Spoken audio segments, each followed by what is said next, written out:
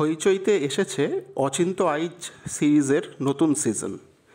আগের সিজনের মতো এখানেও অচিন্ত আইচের চরিত্রে অভিনেতা ঋত্বিক চক্রবর্তী। আগের সিজনে ঋত্বিক চক্রবর্তীর বিরুদ্ধে থাকা উকিলের চরিত্রে অভিনয় করেছিলেন শাশ্বত চ্যাটার্জি। তাকে এই সিজনে একটা ছোট্ট চরিত্রে দেখতে পাওয়া গেছে, কিন্তু এবারে ঋত্বিকের প্রতিপক্ষ উকিল চরিত্রে অভিনয় করেছেন সোহিনী সেনগুপ্ত। এছাড়াও ঋত্বিকের বাবার চরিত্রে রয়েছেন দুলাল লাহিড়ী। গল্পটা বলি, একটা ধর্ষণ ও খুনে মৃত্যুদণ্ডে সাজা পাওয়া আসামির ফাঁসি রোধ হওয়া দিয়ে গল্পের শুরু।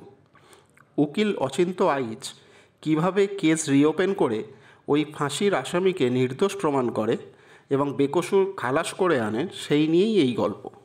অচিন্ত আইচ চরিত্রে ঋত্বিক বেশ ভালো। আর ভালো লেগেছে ঋত্বিকের সহকারী চরিত্রটি।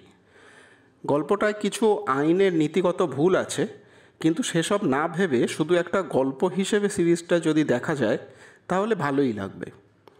উকিল চরিত্রে সোহিনী সেনগুপ্তকে আপনাদের বেশ ভালো লাগবে।